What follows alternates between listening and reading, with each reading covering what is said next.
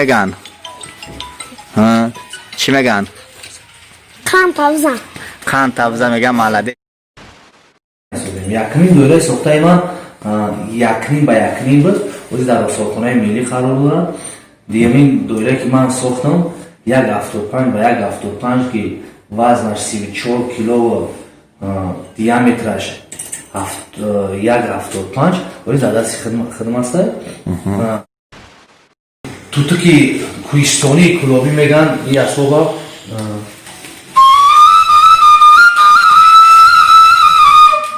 بغرض از اون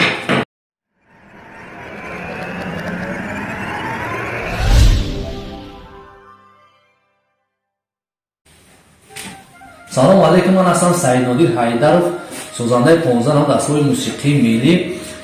شما در کانال امین جان پرو قرار دارید. امروز با یک خلاصه میگم که در سال رشد سیاسی و هنرهای مردمی کمی هم باشد از هنرهای مردمی شهر کلو از 15 نام اسبابی که در این اتاق مگزینی که با نام سازهای موسیقی نام دارد با شما معلومات دهیم. در این مگزین 15 نام اسباب‌های تاری و ضربی و نفسی تیار می شود. از آن جمله لبچنگ‌هایی که در کلاه باستانی تیار می شود.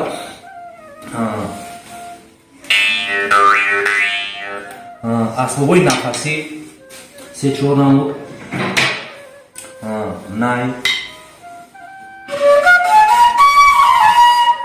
اسباب‌هایی که تو که کوهستانی کلابی میگن این اسباب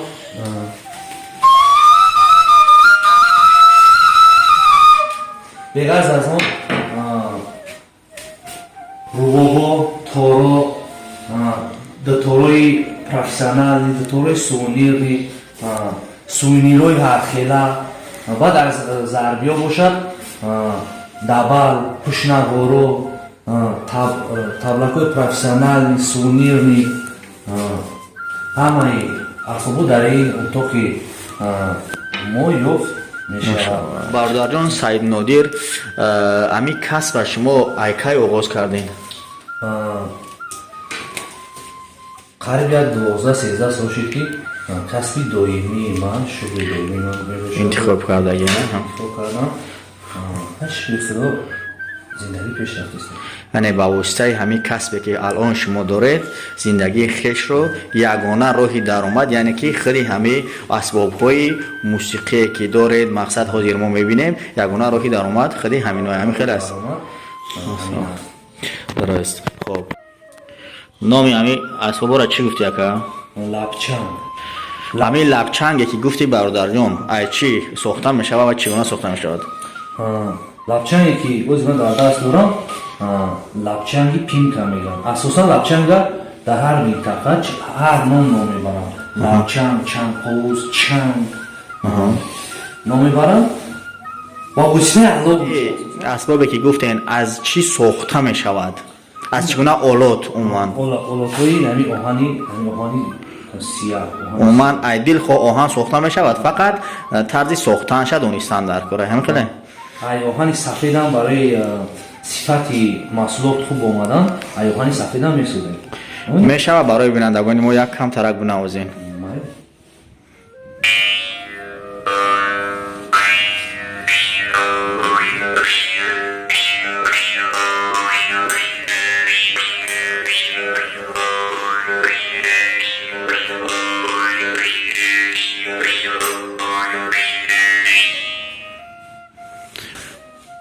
خیلی همی دو تار نام داشتن.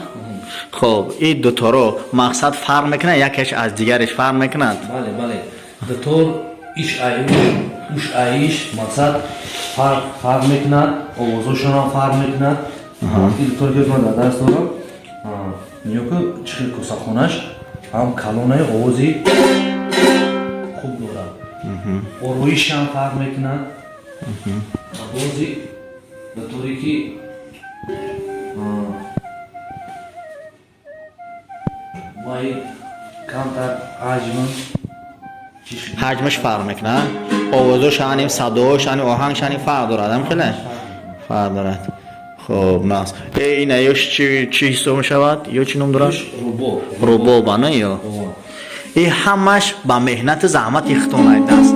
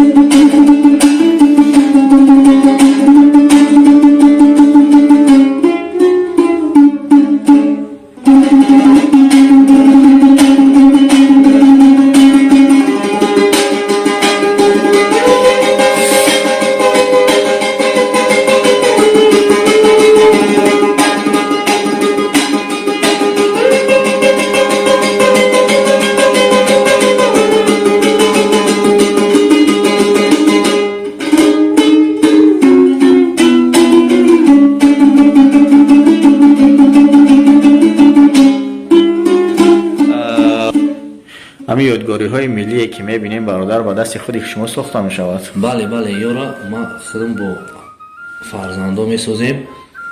اساسا بسیارتر میمونایی که از خارج میان این اسباب را همچون توفا برگان دوست داشته و یا رفیق ای تاجیکستان زیبا منظر ما خاطره میبرند. بسیارتر همین چیزا ما سامون همچون تحفه از یادگاری های ملی تاجیک گرفته میبرند، یعنی که تحفه های غیر عادی هستند. همین خیلی تحفه های دوست داشتنی. خب یا تولکچه تولکچه میشه و باید نوقتا میشه اما این نامدایی که میبینیم همین نای با حساب میروند. نامشون همین نایه نایه با نوتو تقسیم کرده راجع با توتکای میتونی یک تا بفهمونیم کدامش حسابی توتک در داخل میشه کدامش نایه.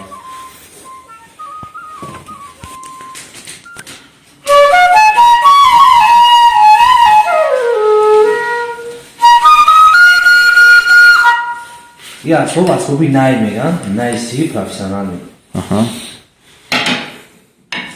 یه اسبابا توتک میگن، توتک کوهستانی، توتک کوهستانی کلوبی.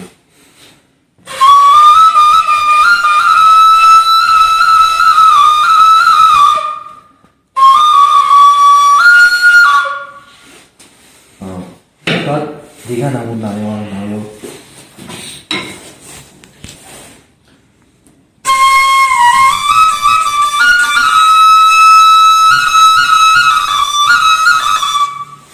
این با دیگر نقطه‌ای من به نقطه تقسیم کردیم. اکای سید نادر یکی هواداران موسیقی آهنگ ملی تاجیکی اگر بخواهند مقصد نوار ما را تماشا میکنند بخواهند که از همه اسباب داشته باشند، از هم اسباب گوناگون موسیقی ملی که شما میسازین با دست خودتون با یعنی که هنر ملی خودتون اگر درخواست شود شما میتونین که مقصد همین درخواست مخلصای ما رو برآورده کنین، یعنی که رنگی که زکس کنن اگر میتونین ساخته و پیشکش کرده.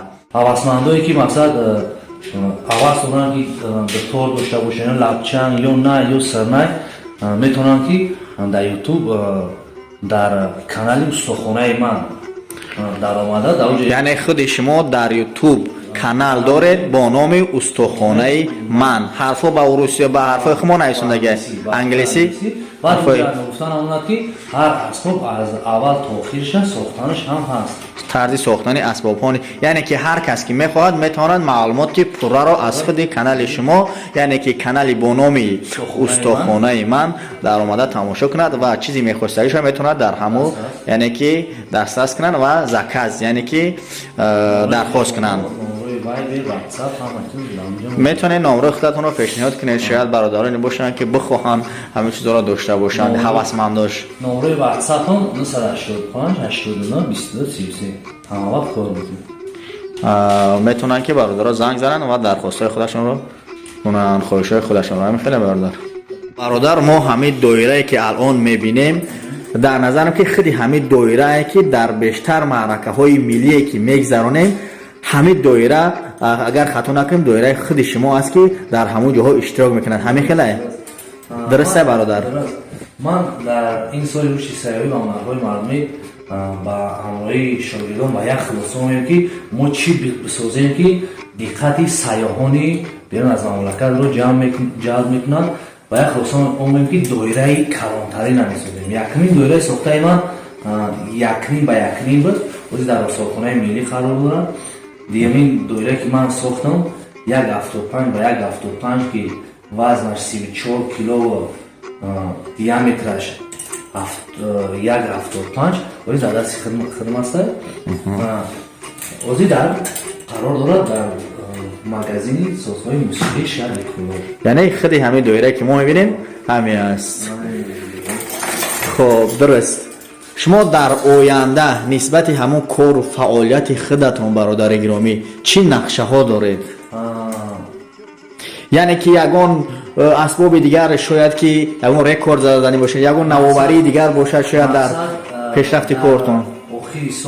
дар охири соли рушди сайёҳӣ ки мақсад 3 солро дар бар мегирад, ин соли 2021 мешавад. ман мақсад дорам ки аи доирае ки ман сохтам як доираи калонтаре ё як тавла ки калон дигар ки чикеле ки ман ин сохтам дар осиёи миёна ва ҷаҳон рекорд задам. мо мехоҳам ки дар дигар асбоб бо калонтарша бисозем ки бо дигар дар давлатҳои хориҷ яъне ҷалби таваҷҷӯҳи мардум бошад, ана ғайриоддӣ бошад, хулоса фарқ кунад. ҳамин хеле якчи пешрафт бошад дар ҳамин соҳа. дуруст. саломат бародари азиз, саволи мо чунин аст ки ҷавоное ки мехоҳанд аз бекоргардӣ шояд ки ба ягон кор машғул шаванд чӣ гуфтанед? шояд ба ҳамин кори шумо даст заданӣ бошанд ё ба дигар ҳунарҳое ки ҳаст чӣ гуфтанед нисбати ҷавоное ки алон бекоранд, ягон касбу ҳунару маълумот надоранд? гуфтаниам ки бисёр касби хуб аст, касби пурбаракат аст, касби аст ки нони кам дорад ба мазай. дар интернет дар канали ҳам ютуби ма ки дар аввал ман шагирдам ки ба устохонаи ман ҳамонҷо ҳамаи маълумот ҳастен. будам ки бихоҳам ки ман тавла бисозам ё домра бисозам ё дигар ҳамон дастгоҳое ки аваз дора бисозам дар ютуб канал медорям, нигоҳ мекунам ай аввал то охира мақсад метавонад ки биомӯзад аз хиди ҳамон каналшо. дуруст.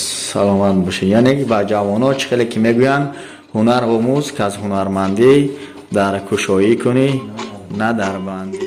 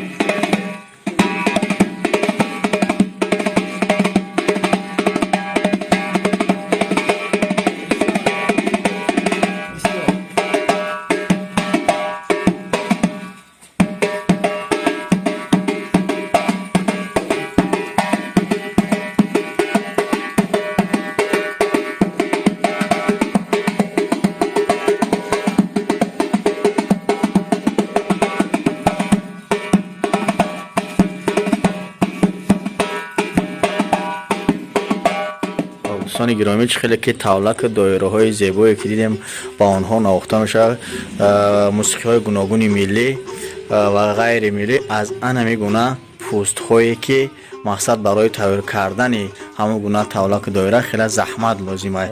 خب حاضر از خیلی استاد پرسان میشن که چگونه تیار میکنن.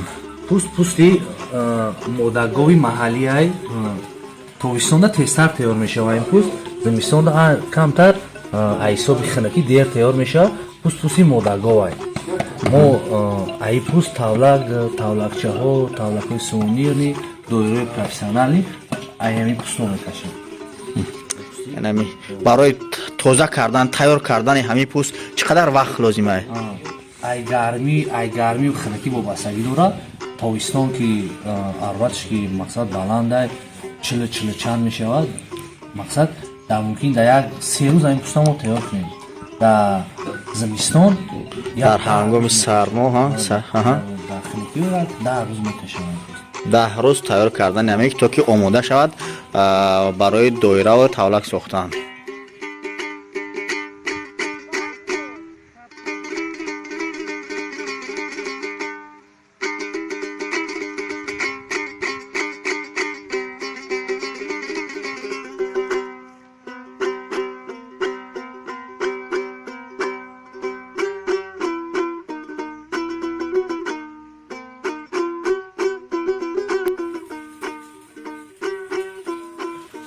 نام چی ای؟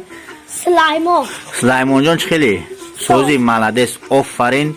انا بچه که به هنر دسته امی تاولک زنی را تو دوست میداری یا که نه؟ دوست میداری؟ چند خواهی که تاولک دایره میزنی؟ چند خواهی؟ یعنی که ایس کودکی ها؟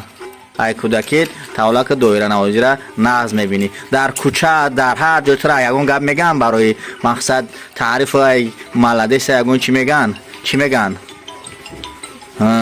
چی میگن؟ کان تفزه میگن ملدس میتونی نواخته. همراه پدر هنگام کار کردن دایره ساختن تاولک ساختن یورده میرسونی؟ ملدس